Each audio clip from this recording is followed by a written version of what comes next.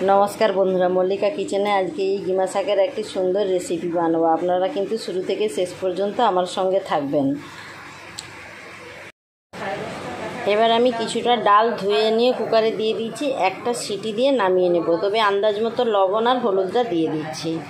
তেল দিয়েছি, তার উপরে দুটো লঙ্কা ফেড়ে দিয়েছি আর একটু কালো জিরে দিয়েছি। তেলটা কিন্তু গরম হয়ে গেছে, লঙ্কাগুলো ভাজা হয়ে গেছে। আমি এবার কয়েকটা আলুর টুকরো দিয়ে একটু ভাজা ভাজা করে নিচ্ছি।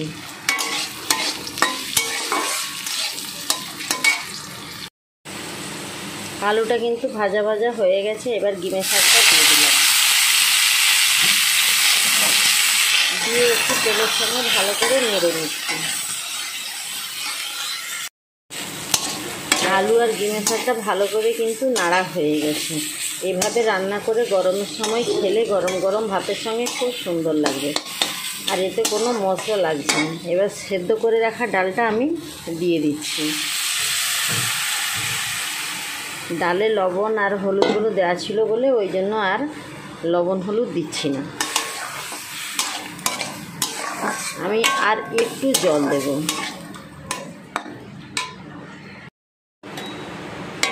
খুব অল্প সময়েই কিন্তু সুস্বাদু একটা রেসিপি বানিয়ে ফেললাম। আপনারা অবশ্যই কিন্তু বাড়িতে একবার হলেও এই গরমের সময় বানিয়ে খাবেন, খুব সুন্দর লাগে একদম।